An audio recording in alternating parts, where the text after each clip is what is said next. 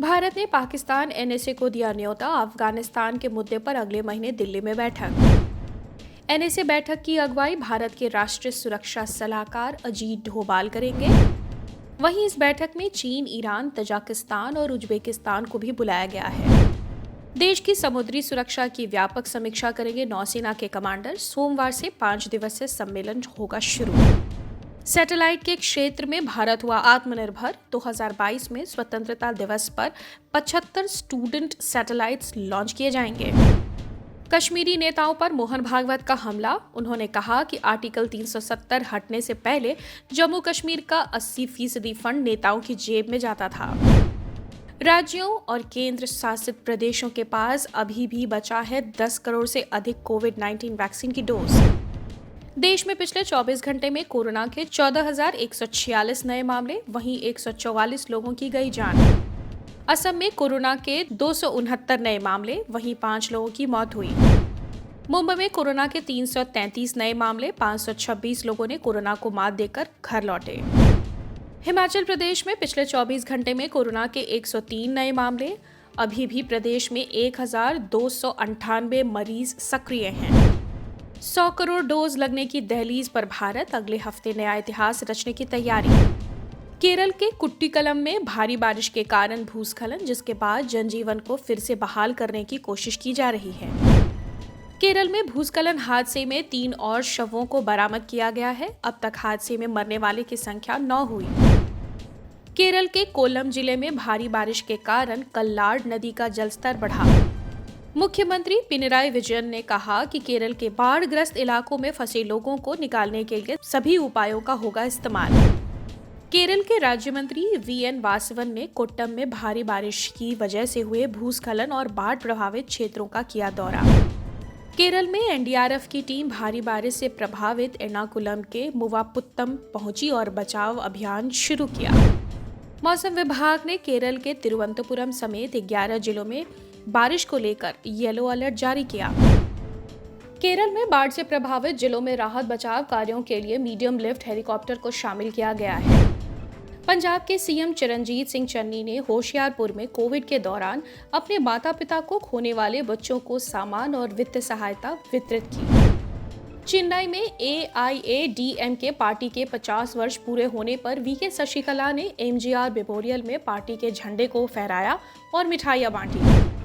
भोपाल में बजरिया पुलिस थाना क्षेत्र में दुर्गा विसर्जन के दौरान एक कार ने लोगों को कुचला। घटना में 2 लोग घायल हुए। आज दिल्ली में पेट्रोल की कीमत में 35 पैसे और डीजल की कीमतों में 35 पैसे की वृद्धि हुई।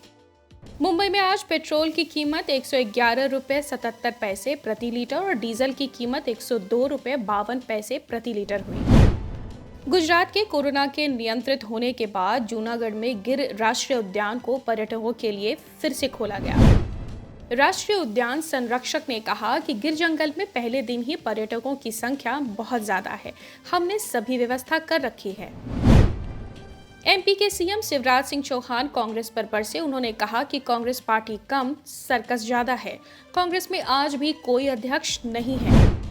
शिवराज सिंह ने राहुल गांधी पर बयान देते हुए कहा कि राहुल गांधी कहते हैं मैं अध्यक्ष नहीं हूं, अध्यक्ष नहीं है, परंतु मुख्यमंत्री हटाना हो तो राहुल जी हटा देते हैं। सिंघू बॉर्डर घटना में पुलिस ने 2 और निहंगों को हिरासत में लिया। सिंघू बॉर्डर को लेकर सीएम चरणजीत सिंह चन्नी हो रहे ट्रोल। लोगों ने कहा कि सीएम साहब अब कहां गया दलित प्यार। श्रीनगर और पुलवामा में आतंकियों ने 2 मजदूरों पर फायरिंग की। एक मजदूर बिहार के रहने वाले और दूसरा यूपी के रहने वाले हैं। बिहार के सीएम नीतीश कुमार ने श्रीनगर में आतंकी हमले में मारे गए अरविंद शाह को सीएम राहत कोष से 2 लाख रुपए देने की घोषणा की। यूपी में मेरठ में गैंगस्टर नरीन की 4 करोड़ की संपत्ति को पुलिस ने जब्त की। नरीन पर 30 से ज्यादा मुकदमा दर्ज।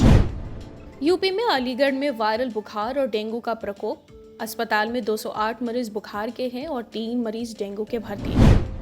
अगले हफ्ते आएगा नीट का रिजल्ट। इस साल ज्यादा छात्रों को मिलेगा दाखिला। करीब 2500 सीटें बढ़ी। नवजोत सिद्धू ने सोनिया गांधी से मिलने का समय मांगा। चुनाव से पहले 13 पॉइंट के एजेंडे पर करना चाहते हैं चर्चा। बॉलीवुड एक्ट्रेस शर्लिन चोपड़ा ने शिल्पा शेट्टी राज कुंद्रा पर धोखाधड़ी का आरोप लगाया। उन्होंने कहा, जिस्म की नुमाइश करवाने के बाद पेमेंट नहीं करते। जयपुर के वल्लभनगर में भाजपा कार्यकर्ताओं से मारपीट। बीजेपी प्रदेश अध्यक्ष सतीश पूनिया ने गहलोत सरकार पर साधा निशाना। आईएसआई महिला एजेंट ने जोधपुर के सैन्यकर्मी को हनी ट्रैप में फंसाया। महिला खुद को इंग्लैंड में रिसर्च स्कॉलर बताकर चैटिंग करती थी। दिल्ली के सीएम अरविंद केजरीवाल ने शालीमार बाग में 1430 बेड के नए सरकारी अस्पताल का शिलान्यास किया। गृह मंत्री अमित शाह ने कहा कि भारी बारिश और बाढ़ के मद्देनजर केरल के कुछ हिस्सों में हम स्थिति की निगरानी कर रहे हैं।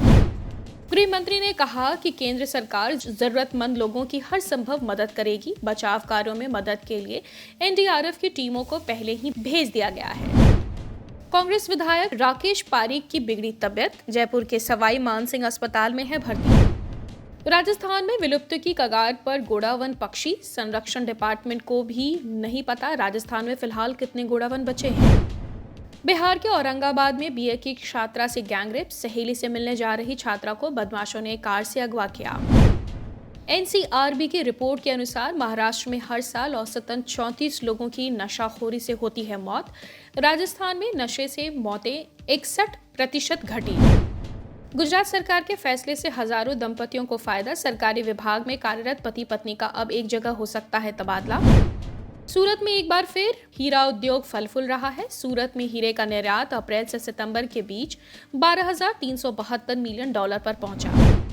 गुजरात के अहमदाबाद में हटीला गैंग के 4 बदमाश गिरफ्तार। जिले में इस गैंग ने लूटपाट मचा रखी है।